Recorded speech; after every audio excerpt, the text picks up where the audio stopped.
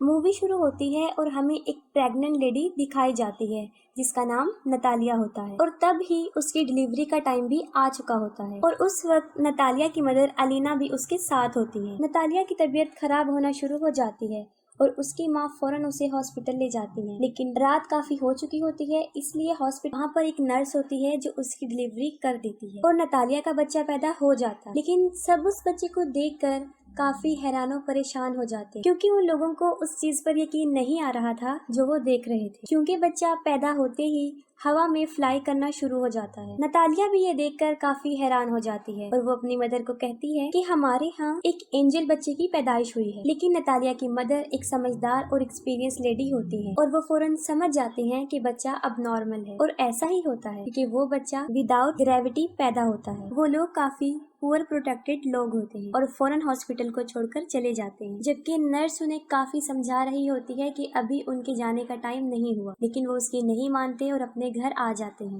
जब वो लोग घर आ जाते हैं तब नतालिया की मदर उसे एक अजीब सा क्वेश्चन पूछती है। वो पूछती है कि तुम याद करो कि इस बच्चे का बाप कौन है, लेकिन नतालिया को याद नहीं आ रहा होता कि उस बच्चे का बाप कौन है। फिर उसकी मदर उसे बताती है कि ये कोई नॉर्मल बच्चा नहीं है और इस बात को हमें राज रखना, और अगर इस बात का किसी को पता चल गया तो हमें कई मुसीबतों का सामना करना पड़ सकता। फिर वो बच्चे का नाम सिलेक्ट करते हैं, तब उसका नाम ऑस्कर रखा जाता है और ऑस्कर सच में नॉर्मल बच्चा नहीं था क्योंकि उसे संभालना काफी मुश्किल था। जब वो लोग उसे अकेला छोड़ते थे तो वो छत से ही चिपक जाता था और देर तक वहीं चिपका रहता था। ये देखकर उसकी नानी उसके लिए काफी बेड्स बनाती हैं ताकि वो बच्चा जमीन पर ही रहे, और छत को भी वो काफी सॉफ्ट और लाइट वेट बना देते हैं ताकि बच्चे को चोट न लगे, क्योंकि उन लोगों को इस बात का भी डर था कि अगर उन्होंने इसे बाहर अकेला छोड़ दिया तो वो हवा में उड़ जाएगा और स्पेस में कहीं चला जाएगा। तभी वो लोग ऑस्कर के लिए काफी कॉन्शियस होते हैं और उसकी नानी और उसकी माँ उसका काफी ख्याल रखते हैं। फिर वक्त के साथ साथ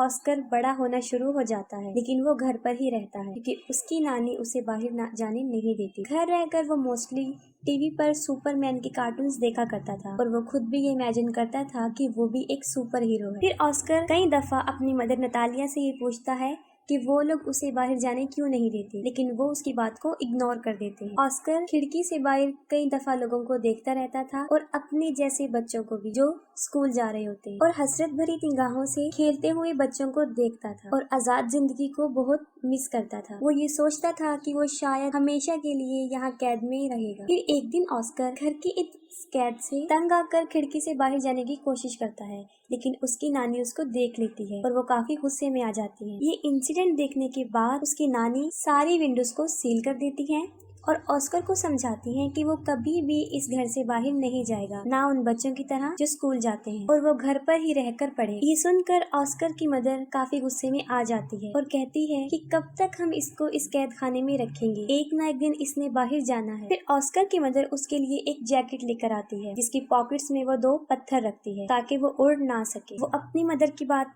नहीं सुनती और ऑस्कर को बाहर ले जाती है और साथ में वो ऑस्कर को ये भी बताती है कि वो सुपरमैन की तरह अपना राज किसी को नहीं बताएगा, वरना वो भी कभी सुपरमैन नहीं बन सके। फिर एक दिन ऑस्कर अपनी मदर के साथ कुछ सामान परचेज करने चला जाता है और वहाँ पर एक बच्ची से टकरा जाता है। उस बच्ची का नाम अगाथा होता है। अगाथा का सारा सामान उसके हाथ से नीचे गिर जाता है और वो ऑस्कर पर काफी चिल्लाती और ऑस्कर को 2 पानी की बोतल्स दे देती है कि अब तुम्हारी पनिशमेंट ये है कि तुम इसे मेरे साथ मेरे घर लेकर जाओगे। लेकिन ऑस्कर इसके लिए इनकार कर देता है, लेकिन अगाथा उसे बहुत इंसिस्ट करती है। तब ऑस्कर इसके लिए राजी हो जाता है और अपनी मदर को बगैर बताए वो उस बच्ची के साथ चला जाता है। अब ऑस्कर के हाथ में 2 भारी बॉटल्स होती हैं और उसके पॉकेट्स में पत्थर भी होते हैं, जिसकी वजह से वो काफी हैवी महसूस कर रहा होता है। वो अपनी पॉकेट से दोनों पत्थरों को निकाल कर फेंक देता है। अब एगाथा के साथ उसकी फ्रेंडशिप हो जाती है। फिर एगाथा अपने घर पहुंच जाती है और वो ऑस्कर से पानी की बॉटल्स मांगती है, लेकिन ऑस्कर पानी की बॉटल्स देने से इनकार कर देता है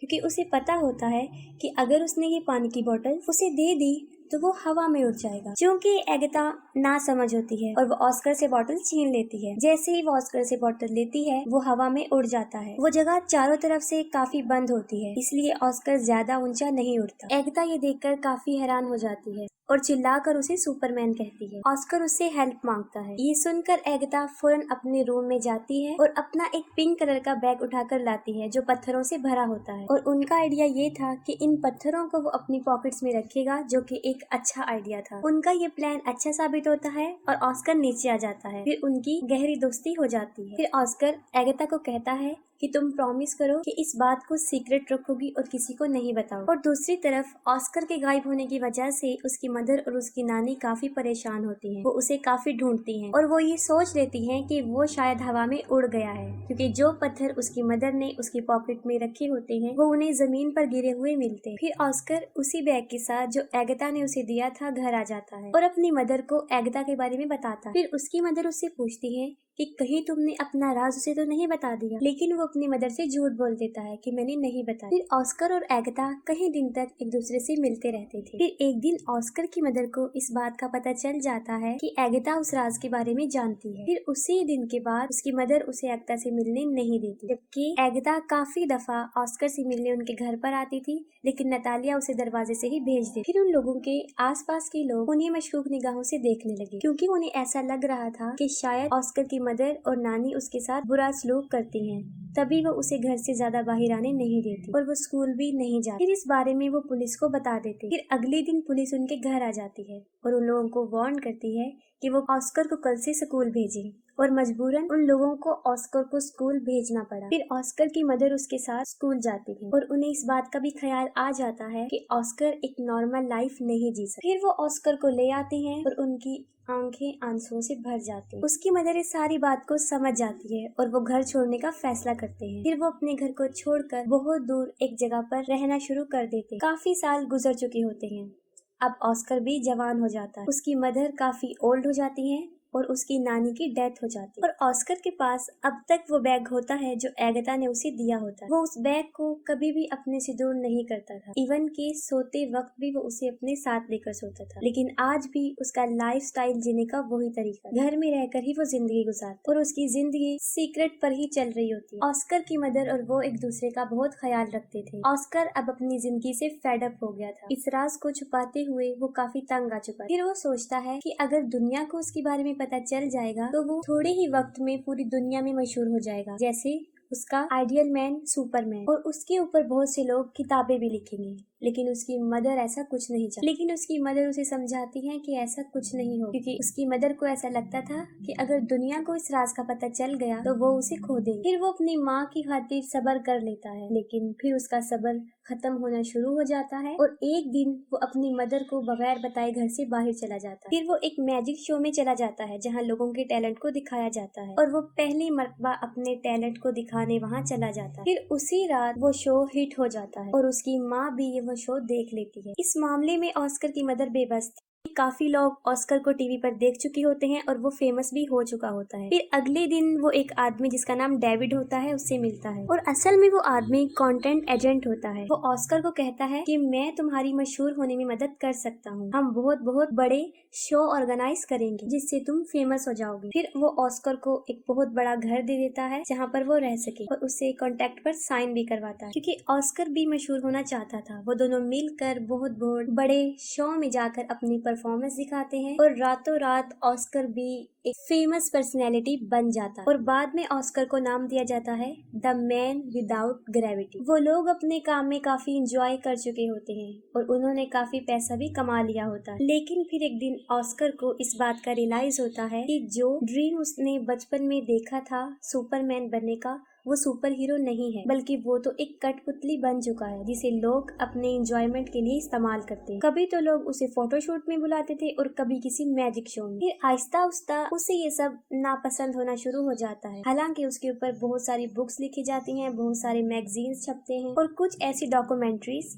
जिसमें उसकी नानी और उसकी मदर को काफी बुरा प्रेजेंट किया, जिसे ऑस्कर को काफी बुरा लगा। और फिर एक आखिरी शो होता है जिसमें उसे एंजल का कॉस्ट्यूम पहनाया जाता है जो उसे बहुत बुरा लगता है। वो कहता है कि मैं कोई एंजल नहीं हूँ। उसे काफी गुस्सा आता है और वो शो में ही लोगों को बुरा भला कहना शुरू कर देता है। फिर वो अपनी मदर को कहता है कि वो ये सब कुछ छोड़ने का फैसला कर चुका है। फिर वो अपने एजेंट को कहता है कि बस मेरा काम यहीं तक था, मुझे अब मशहूर नहीं हूँ और मजीद वो ये काम नहीं करेगा। उसका एजेंट उसे समझाता है कि तुम इसे ऐसे नहीं छोड़ सकते, लेकिन ऑस्कर इन सब से तंग आ चुका होता है। वो कहता है कि तुम लोगों को जाकर ये कह दो कि द मैन विदाउट ग्रेविटी मर चुका है या हवा में कहीं पर उड़ गया। फिर वो अपनी माँ को भी गुड बाय कह देता है क्योंकि वो एक अलग जिंदगी जीना चाहता है। और अगले दिन न्यूज पर ये खबर आ जाती है कि द मैन विदाउट ग्रेविटी मर चुका है और बहुत से लोग उस पर तरह तरह के क्लेम करते हैं। ऑस्कर की माँ अब अकेली रहना शुरू हो जाती है और कई विजिटर्स ऑस्कर के बारे में पूछने उनके घर आते जाते थे, लेकिन वो कुछ भी उन लोगों को नहीं बताते और फिर काफी साल गुजर जाते हैं। फिर ऑस्कर की मदर की भी डेथ हो जाती, लेकिन ऑस्कर अभी तक जिंदा था। वो एक अलग लाइफस्टाइल से अपनी जिंदगी गुजार रहा था। उसने काफी बड़ी दाढ़ी रख ली थी और व्हील चेयर पर रहता था ताकि दुनिया को कभी भी उसके सीक्रेट का पता ना चले। वो अपना नाम भी चेंज कर चुका था और एक होटल में रिसेप्शनिस्ट की जॉब करने लगा। सब लोग उसके साथ काफी अच्छा ट्रीट करते थे और एक दिन उसकी बचपन की फ्रेंड एगिता उससे मिलती। वो ऑस्कर को उस पिंक बैग की वजह से पहचानती है जो आज भी ऑस्कर के साथ था, जो उसे बचपन में उसने दिया था और उस बैग की वजह से ही वो जमीन पर रहा और उसकी शादी भी नहीं हुई। वो दोनों एक दूसरे से मिलकर काफी खुश हो जाते हैं, लेकिन एगिता अपनी जिंदगी से सेटिस्फाई नहीं थी क्योंकि अब एगिता का करैक्टर अच्छा नहीं रहा। उसका मकसद सिर्फ पैसे कमाना बन गया। वो काफी मरतबा कई मेल्स के साथ उसी होटल में आया करती थी जहाँ पे ऑस्कर था, जिसे देखकर ऑस्कर को बहुत बुरा लगता था। ऑस्कर कई दफा अपने दिल की बात एगिता के सामने एक्सपोज करता है, लेकिन वो काफी बदल चुकी होती है और उसकी बातों को इग्नोर कर देती है। इस बात से साफ जाहिर हो जाता है कि ऑस्कर ने अभी तक उसे अपने दिल से नहीं निकाला। एगिता के बदलने की वजह ये थी क्योंकि उसने काफी दुखों में जिंदगी गुजारी थी और ऑस्कर भी उसे छोड़कर चला गया था। फिर वक्त के साथ साथ वो एक दूसरे को अंडरस्टैंड कर लेते हैं और दोनों शादी कर लेते हैं और फिर उसी घर में रहना शुरू कर देते हैं जहाँ वो बचपन में रहा करते थे और यहाँ पर मूवी एंड हो जाती।